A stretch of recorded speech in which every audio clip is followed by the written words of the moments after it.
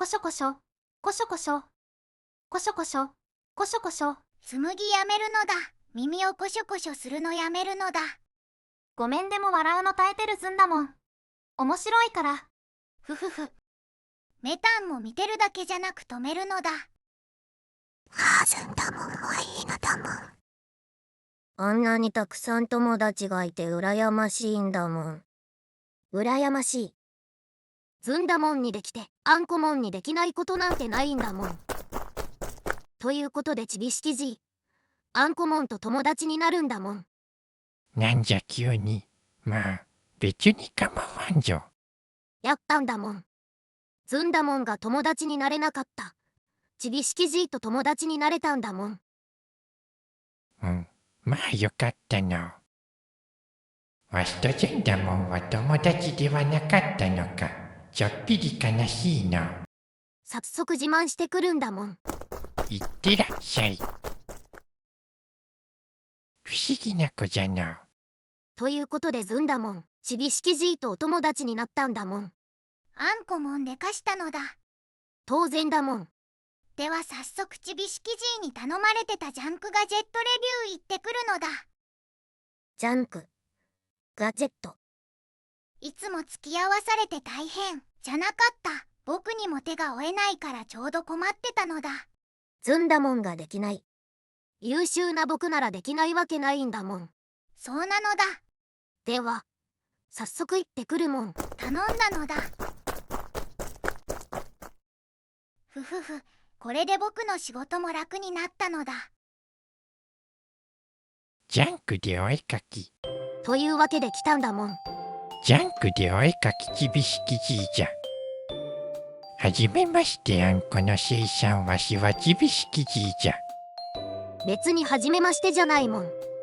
まあ便宜上の社交辞令じゃ。それで今回紹介するのは何なんだもん。今日紹介するのはこちら。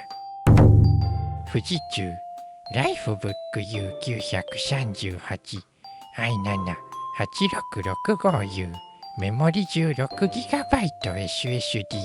SSD256GB 搭載モデルじゃ。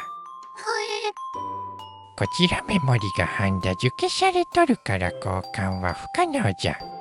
だからまあ15,000円というまじゅまじゅの値段で取引できたんじゃ。メモリが値上がりしていた時だから割高でも仕方ないんだもん。こやつの積んでる CPU はなかなか強くての4コア8スレッドでベーシクロック 1.9GHz でターボ時は 4.8GHz まで上がる。それでいて TDP の電気使用量もそこまで高くない。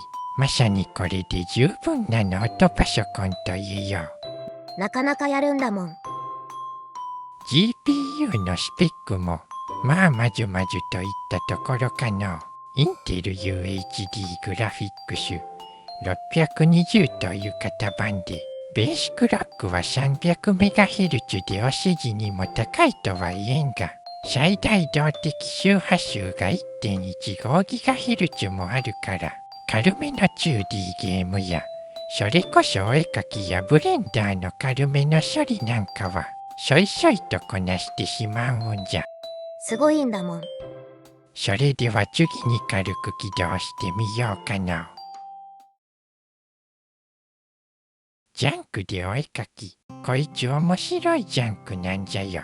パッと見ジャンクに見えんじゃろ。でも近づいてみると、文字が横に飛ばし飛ばしで並んでいてしましまだもん。芸人は上の方の液晶が割れてるためじゃ。薄型のノートパソコンでよくあるんじゃよ。ところどころ文字が潰れて読みづらいんだもん。液晶交換するんだもん。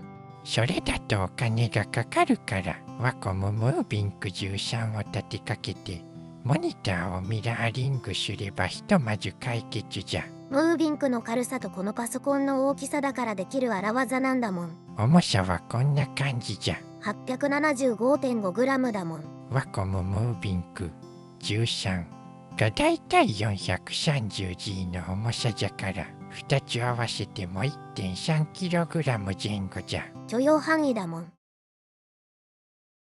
ジャンクでお絵かき。早速 Linux か Unix をインストールするぞ。Windows じゃダメなんだもん。ダメではないんじゃが、思ったよりシャクシャク動かんかったんじゃ。不思議なこともあるもんだもん。ジャンクは不思議がいっぱいじゃ。まずはフリー BSD をインストールしようと思ったんじゃが。何か指紋認証がうまくいかなくて荒ぶってるんだもん。おそらく Windows が妙に重たかったのもこれが原因かもしれんの。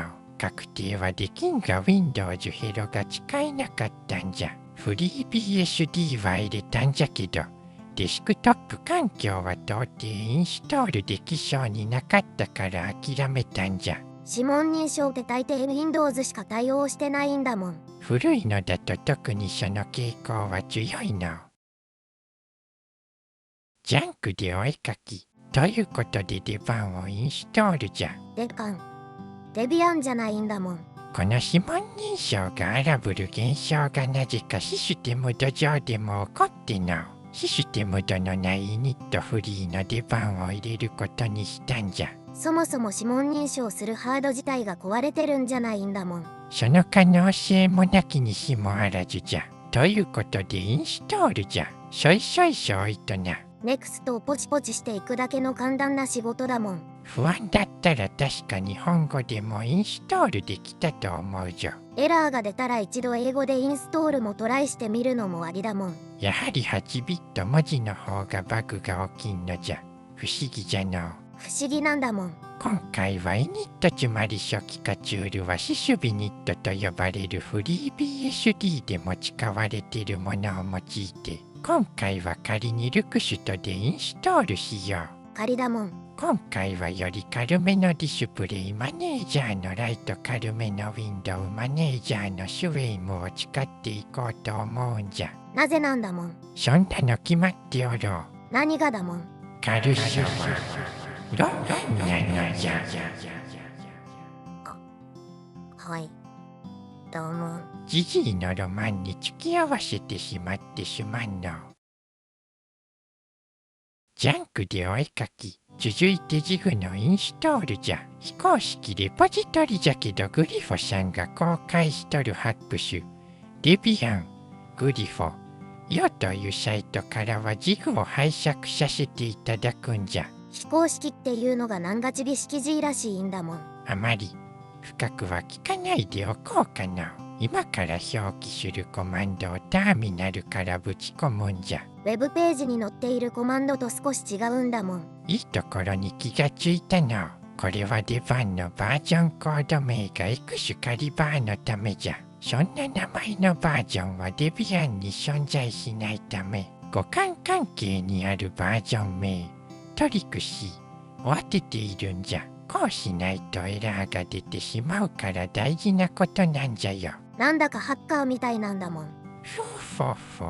この後ジグをインストールするためにとあるコマンドをターミナルにぶち込んでいこう。あれなんかヤジーっていうプログラムもインストールしてるんだもん。あんこの生産はオメが高いの。このヤジーというファイルマネージャーはターミナル上で動作するのに画像や動画ファイルをプレビューできる優れものなのじゃ。便利なんだもん。だからこれもインストールできたら便利かと思って拝借させていただくんじゃ。ちび式 G はちゃっかりしてるんだもん。ちゃっかりしっかり生きていくのがわしのモットーじゃよ。いいことなんだもん。多分いいことなんじゃよ。じゃあライをインストールしようかな。今からとあるコマンドをターミナルにぶち込んでいくんじゃ。このジグビルドランでちゃんと動くことが確認できたら CTRL たす C で一旦終了。次は SU は解除せずに続けてこのコマンドをターミナルにぶち込むんじゃ。なのでイニッタブを編集はするときティニの下りの先頭にシャープをつけてコメントアウトするのを忘れずにの。これを忘れたら何も起動しなくなるんじゃ。大事なんだもん。ライのインストールは終わったからターミナルに次のコマンドを入れて初期化しておこう。初期化は大事なんだもん。今度は本格的な引っ越しの準備じゃ。次のコマンドをターミナルにぶち込んでいくんじゃ。なんときソリテアとかクマトリックスとか本編とは関係なさそうなものが入ってるんだもん。クマトリックスは全画面表示にすると簡易的なスクリーンセーバーになるんじゃ。じゃあソリテアは何なんだもん。わしの趣味じゃ。本日2回目のだもん。お主は意外と厳しいな。てか何気に解いてるし。またつまらぬものを解いてしまった。何言ってるんだもん。ジャンクでお絵かき、いい加減毎回 SU を使って管理者権限を行き来するのも疲れたから、手動ユーザー間で有効にしよう。このコマンドをターミナルにぶち込んでいくぞ。ちなみにウプ主の思いつきで収録しとるから、画面を収録しとる機材が時々以前紹介した FMV ルークスを使用してたりするぞ。ウプ主はいつでも無計画なんだもん。これがうまくいくと再起動されるはずじゃ。ジャンクでお絵かき、最後にターミナルでウヘッドという NZIP を用いてナードフォントをインストールしてみるかの。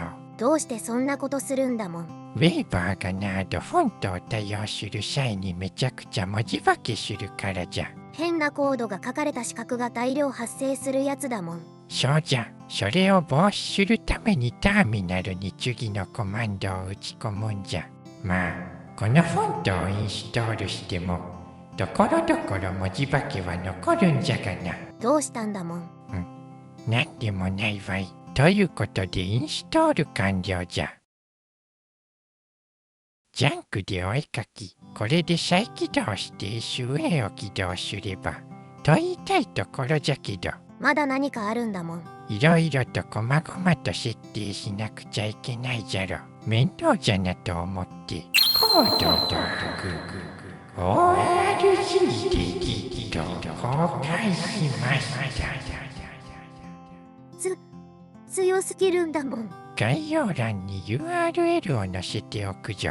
ここに表記されているコマンドをターミナルに打ち込むんじゃ。続いていくつかのシェルも実行可能状態にするために、ここに表記されているコマンドをターミナルに打ち込んでいこう。なんかもうすごいもん。言葉と語彙力を失っておるぞ。これで再起動して Windows マネージャーにシュウェイを選択したら起動するはずじゃ。やっただもん。ちび7時。一つ質問だもん。どうしたんじゃ。なんでこの Git 英語で書かれているんだもん。それはのお約束じゃ。本日3度目のだもん。ジャンクでお絵かき、あんこの生産が言葉を失っている間にジュラムもインストールしようか。ジュラムはシステム度なしでインストールするときはいろいろと注意が必要じゃ。そんな面倒な作業は GitHub を公開してくれているコマンドから拝借しよう。今回はアイルズさんが公開しているジュラムサービスという GitHub を使わせていただこう。上記のコマンドをターミナルにぶち込んでいくんじゃ。もし少ないと思ったら、シュドナノ、アッシュル、ローカル、シュビン、ジュルジュとターミナルに打ち込んで好きな容量を設定してやるとよいぞ。説明がざっくりしてるんだもん。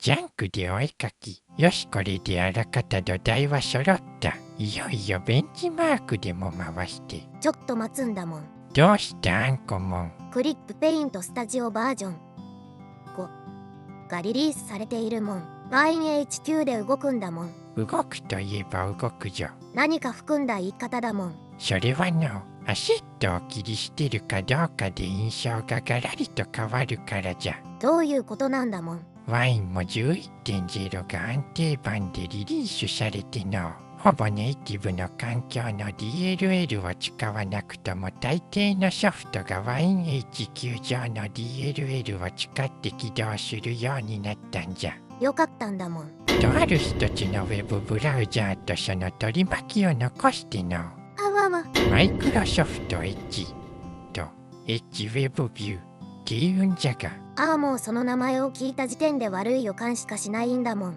昨今のマイクロシュロじゃなかったマイクロソフトに関してコメントは避けたいから、アシットの管理等を切り捨てたインストール方法を紹介しようかな。本日の4度目のはいだもん。やめとこうかな。いや、一応聞いておくんだもん。ただし個人的思想はあまり持ち込まないでほしいんだもん。小さなおじいちゃんのわし、頑張ります。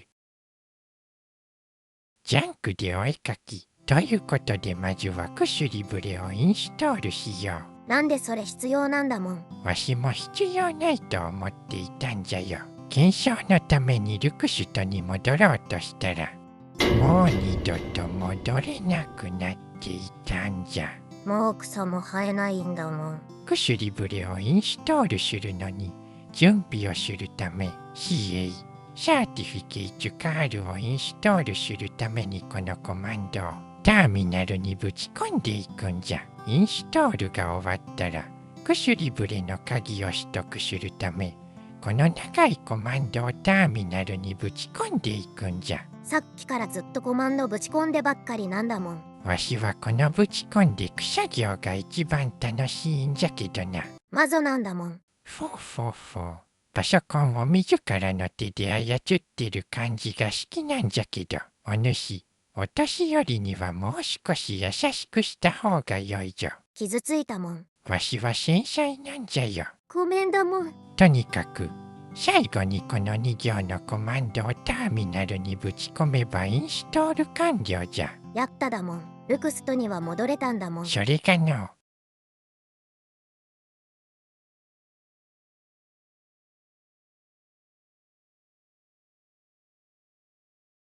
ダメでした。ドンマイだもん。ジャンクでお絵かき、気を取り直してフラとパックとボトルジュをインストールしていこう。このコマンドをターミナルにぶち込んでいくんじゃ。次にフラとパックにフラットハブを追加するのにこのコマンドをターミナルにぶち込むんじゃ。ここからがシュウェイの真骨頂じゃ。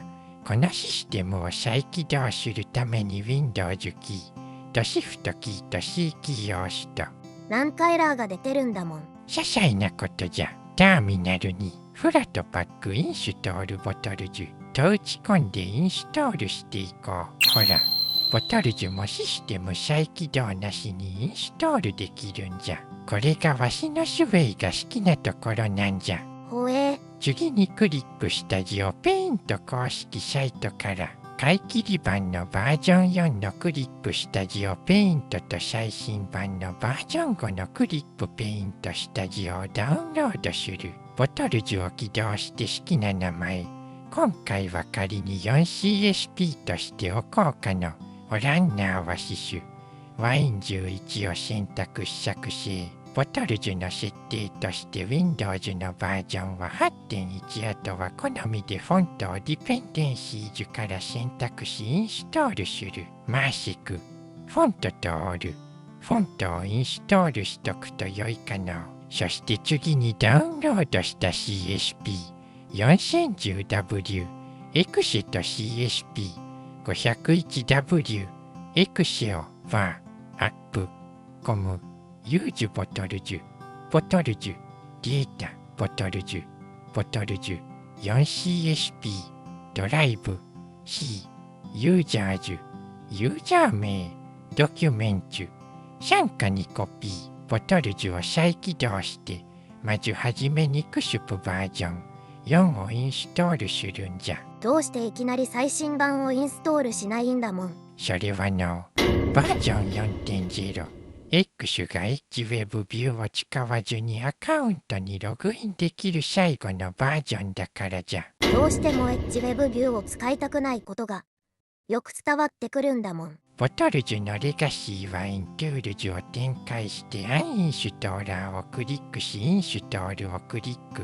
ドキュメントの中の CSP4010W セットアップエクシをクリックしオープンする。クリップペイントのインストールは Windows と変わらんぞ。好きな言語を選んで次をポチポチしていくだけじゃ。そして所在はインストールしてもしなくてもどっちでも良いんじゃけど、した方が個人的にバグは少ないなと感じ取る。所在のインストールが済んだら、絵を描くのボタン、英語版ならおそらくドローのボタンをクリックして、ログインし、自分のインストールしたいライセンスを選択したらまずは一段落じゃ。もし心配ならクラウドにアクセスしてみて自分の作品をダウンロードしてみてもよいぞ。その時は真っ白な画面が出るけど、臆することなくエンターキーを1回押せば、いつもの見慣れた画面が顔を出すはずじゃ。ちょっと表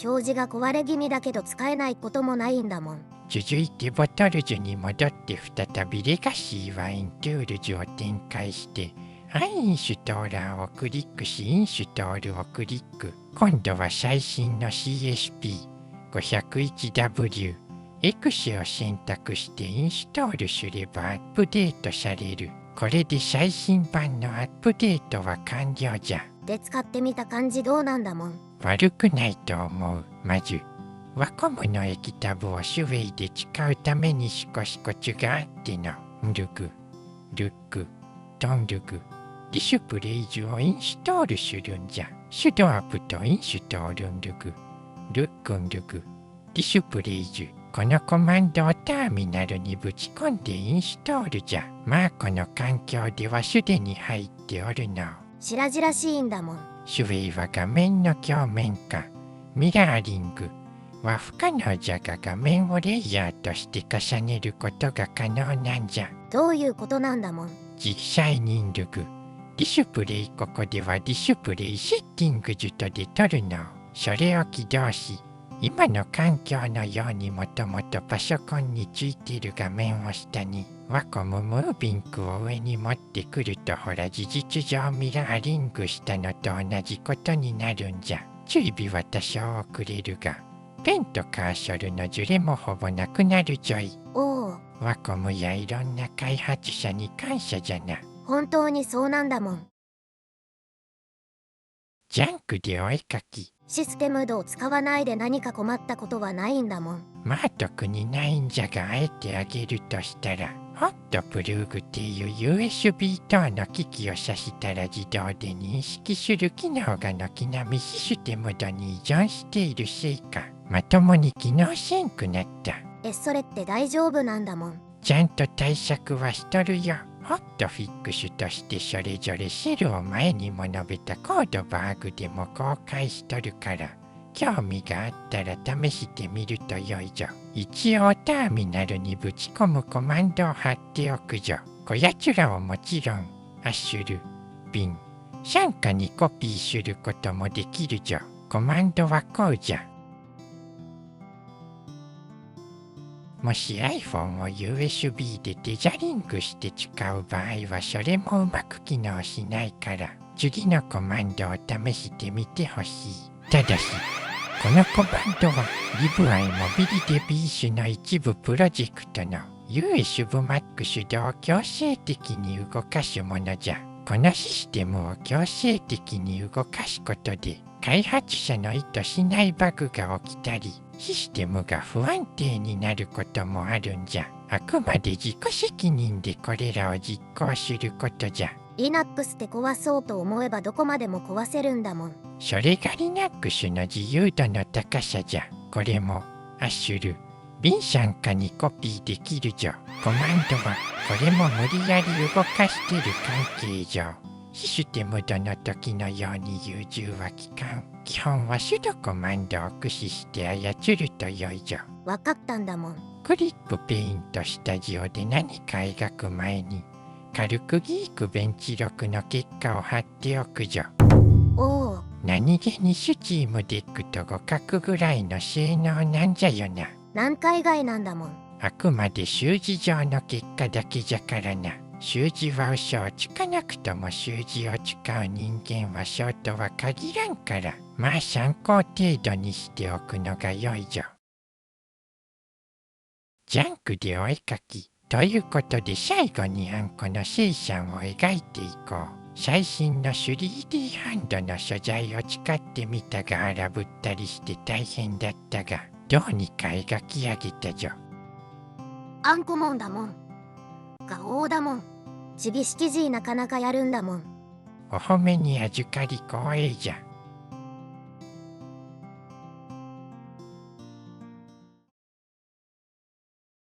ジャンクでお絵かき。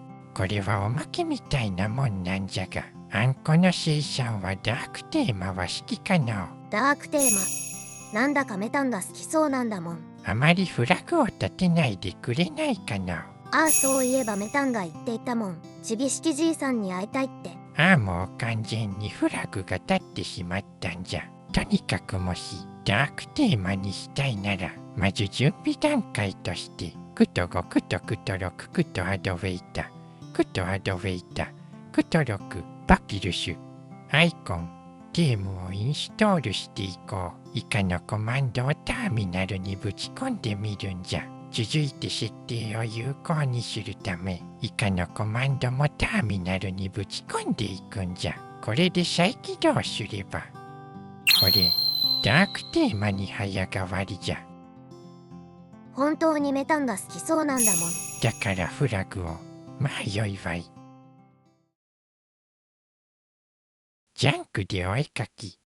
最後に気になった点と良かった点をまとめておいたぞ。参考になれば幸いじゃな。それでは、ご視聴ありがとうございました。